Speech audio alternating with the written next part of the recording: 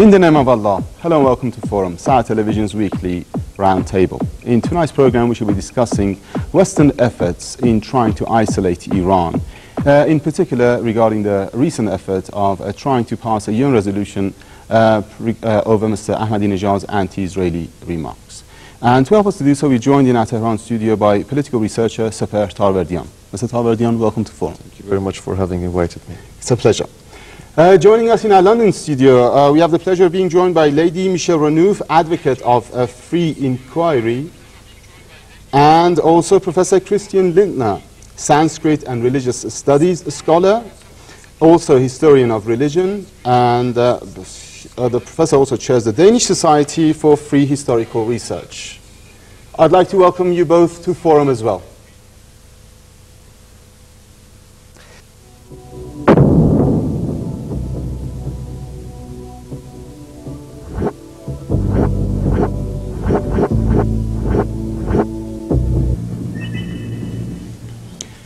Indonesia has said that the UN Security Council's decision to target President Ahmadinejad's recent anti-Israel remark was not fair, because on many issues that directly threaten international peace and security, the United Nations has been silent.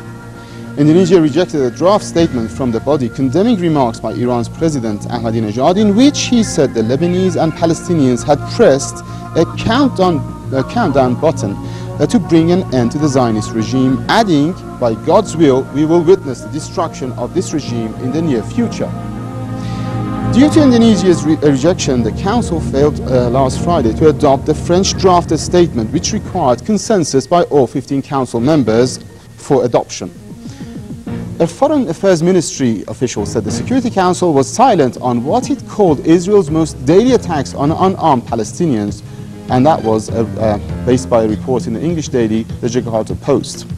Director for International Security and Disarmament, Desra Perkaya, said the Security Council never reacts at all on issues that we believe have clearly threatened international peace and security, although we have asked them on many occasions. He also pointed to Israel's recent abduction and detention of Palestinian cabinet and parliament members, and the Jewish state's threat to assassinate Hamas leader Khaled Mash'al as examples. Indonesia said Ahmadinejad's June 3rd statement had referred to the Zionist regime and not Israel.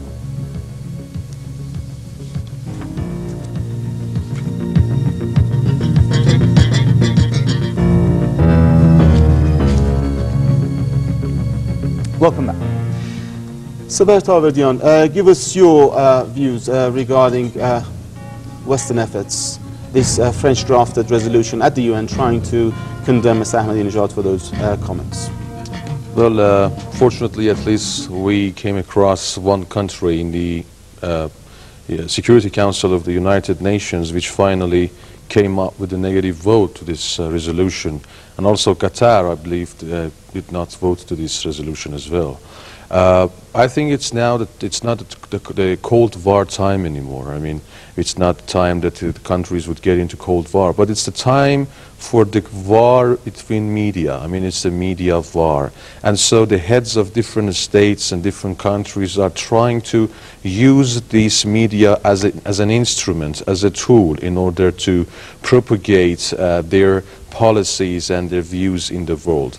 And Mr. Ahmadinejad is not an exception when he's trying to use the media in order to stand against the Western countries and the hostile enemies of Iran and necessarily Islam.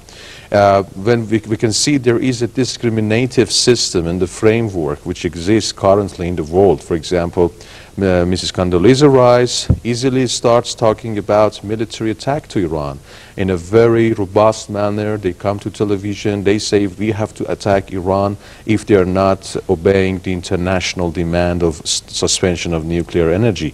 Or Israel's regime, officials of Israel have always talked about a military strike against Iran. Even recently, Shimon Peres said that we are going to have a military joint maneuver with the United States exercising an attack to Iran.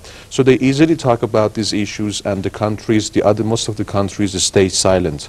But as soon as Mr. Ahmadinejad starts talking about this illegal regime, which has created lots of crises since 1948, even before the creation of Islamic Republic of Iran, we can see that such a huge propaganda started. That really goes back to what I was telling you, that it's the war between media, or let's say war in media, media war. It's not the Cold War. And I think that unfortunately, most of the Islamic leaders, most of the Islamic States leaders are keeping quiet in this war, except Mr. Ahmadinejad, who is understood firmly this fact and is trying to win the battle against the Western countries. But I think it is still not enough, because every day we are hearing new news about attacking Iran and talking about putting sanctions which are really baseless, and they do not have any proof for what they're doing so. So I think it's just war between media, and Mr. Ahmadinejad is doing his best in order to utilize this tool. Thank you. Lady Michele Renouf in London. Ma'am, could we have your views? Why is the US so busy trying to demonize Iran, isolate Iran in the Middle East and also on the international arena?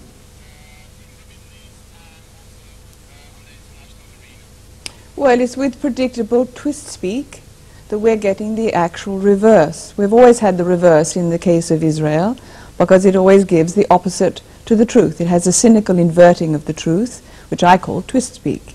And so with predictable twist speak, we get the wrong impression. And the correct impression would be that Dr. Ahmadinejad has said that he wants to wipe Israel off the map in the way that the Soviet Union has been wiped off the map. He wants the peaceful dismantling if possible. But we are not being told, as we should be told, that it is Israel that has wiped Palestine off the map, and that Iran does not in any way prosecute its Jewish members of its country. So we are getting a very twisted view of the truth.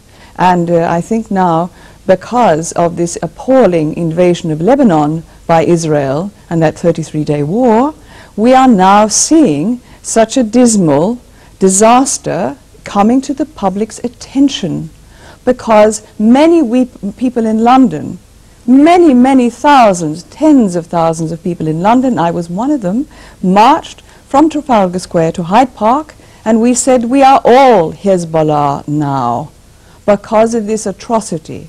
So whilst our governments are engaged in twist speak, the people are for Hamas and Hezbollah. Thank you.